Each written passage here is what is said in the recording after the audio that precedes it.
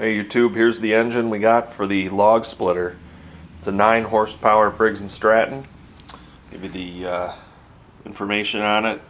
It's a model number 19G402 1170E1, and there's the code.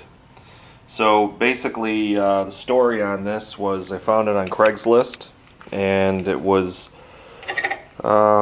indicated that it was from a snowblower. But as soon as I saw it and got there, I saw that it said Tyne Power. So that was the first giveaway, that it was not from a snowblower. And the second giveaway is it had an air box, and snowblowers don't have air filters. So I knew that this was off of a rototiller, which is just as well, because that'll actually probably has less hours on it than a snowblower, being in the Northeast. So the guy put some gas in it, and I pulled it about 5 or 6 times, and it fired up. So, but I will say that I took the air box, the air cleaner off, and man, that whatever gas is in there, it smells just like turpentine. It's really nasty. So we're gonna have to clean out the carburetor. I'm gonna run some sea foam in there, and it's got a nice screw type. I can smell that now, boy. It's pretty strong. We're gonna change the oil on it. We have to remove this pulley, which was from the tiller. Engine has fantastic compression. I mean, it really is. It's in great shape. It's got super compression. Just got to figure out the plugs here and how I can mount the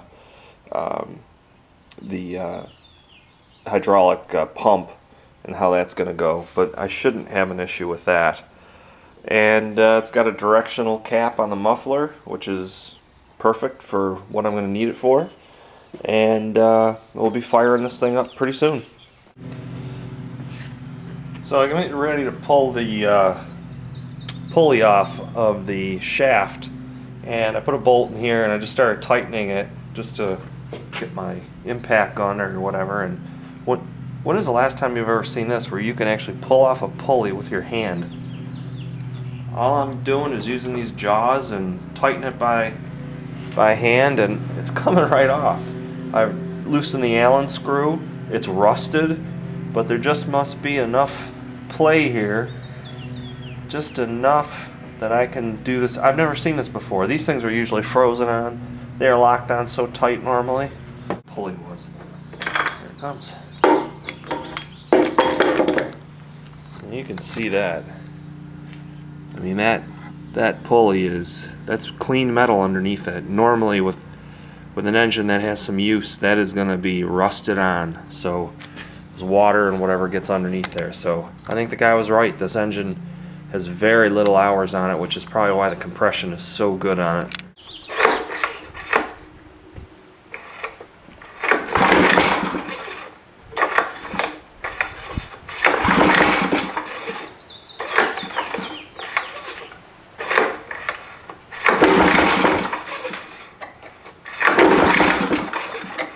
Alright, the first thing I'm noticing with this engine is how clean it is, and the bolts. The bolts are still, they're not even oxidized. I mean, these things are still shiny.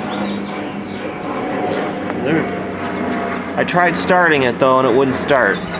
And it really smelled bad. I mean, it was just a horrible smell that was coming from the old gas in there, and you can see how yellow that is. So this carburetor needs to be cleaned, so we're just going to take this carb off and give it a good cleaning and then put it back, and I'm sure she'll run. Gasoline is not supposed to look like that. Look at the inside. Look at the this is like gum. That's what we're talking about. That is like gum. And this motor has very few hours on it, as I've shown you. I mean, this motor is in just fantastic condition, but that is like tar. It's just like tar. So this carb, that's why I wouldn't start.